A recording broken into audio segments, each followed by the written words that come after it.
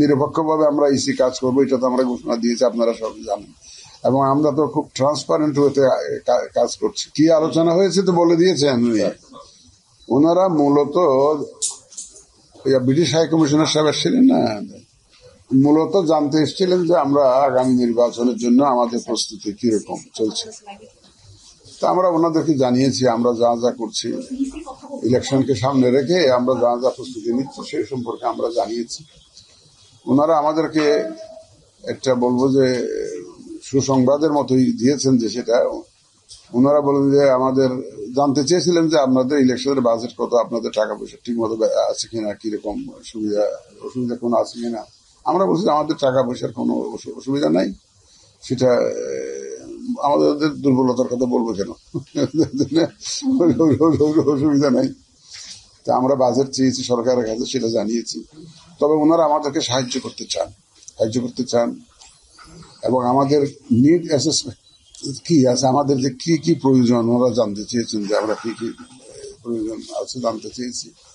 তা চেয়েছেন, আমরা তো বলেছি যে আমাদের যে ইউএনডিপি অলরেডি একটা নিড অ্যাসেসমেন্ট করেছে আমাদের এখানে, টিম পাঠিয়েছিল ইউএনডিপি, আমাদের কি কি প্রয়োজন হতে পারে ওনাদের কাছ থেকে সাহায্য জানতে চেয়েছিল। ওরা একটা প্রজেক্টও বানিয়েছে ইউএনডিপি, ওনারা ইউএনডিপির সাথে এবং আইএফএস এর সাথে কোঅর্ডিনেট করে তারপরে আমাদেরকে সহযোগিতার হাত বাড়িয়ে দিবেন। ওনারা বলছেন যে আপনারা আরো একটু চিন্তা ভাবনা করে দেখেন যে ধরনের সাহায্য আপনাদের দরকার হবে এই ইলেকশনের জন্য আমরা করতে প্রস্তুত আছি। এবং ওরা বলছে যে শুধুমাত্র ইলেকশন কমিশন নয়, বাংলাদেশের সাথে ওনারা বাংলাদেশের উন্নয়নে ওনারা অবদান রাখতে চান, এই কথাটা আমাদের পরিষ্কার করে জানিয়েছেন।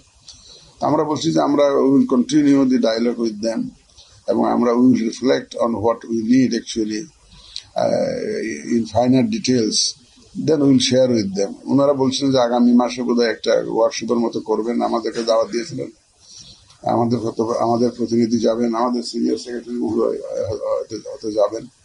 ওই ওয়ার্কশপে ওটা আলোচনা হবে, এখানে সিভিল সোসাইটির মেম্বার থাকবে ওনারা। তা আমরা একটু জোর দিয়েছি, আমি আগেও বলেছিলাম যে আমি জোর দিয়েছি যে আমাদের যে ইলেকশন এজেন্ট যারা থাকে তাদের একটা ট্রেনিং এর একটা ব্যবস্থা করার জন্য।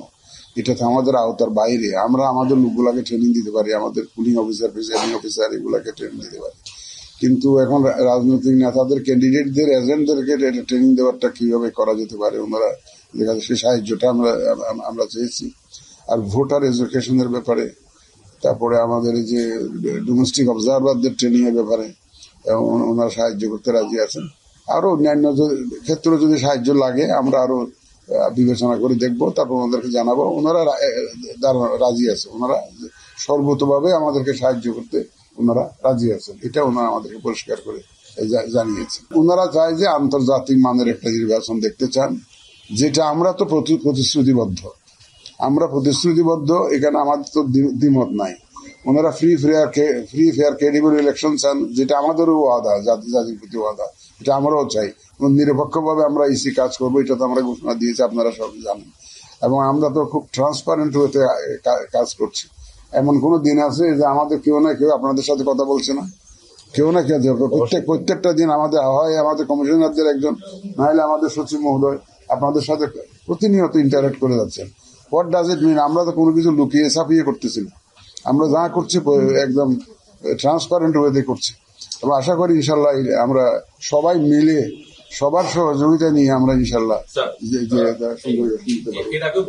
আগামী নির্বাচনে এজেন্টরা ভোট কেন্দ্র পর্যন্ত যেতে পারবে সেই ব্যবস্থা কি আপনারা করতে পারবেন? অবশ্যই করবো ইনশাল্লাহ। প্লিজ ফরগেট দ্য পাস্ট, অতীতে যা হয়েছে এটা ভুলে যান, এটা বর্তমান। আপনারা please confine to the current situation. আমরা তো অতীতের মতো কাজ করবো এমন তো বলি রে কোথাও। অতীতেরটা বলে যান, আপনারা বর্তমান নিয়ে থাকেন। আমরা ইনশাল্লাহ সবাই যাতে সঠিক দায়িত্বটা সঠিকভাবে পালন করতে পারে সেই এনভায়রনমেন্টটা আমরা ইনশাল্লাহ ক্রিয়েট করে দেবো। ইনশাল্লাহ অসুবিধা হবে না ইনশাল্লাহ।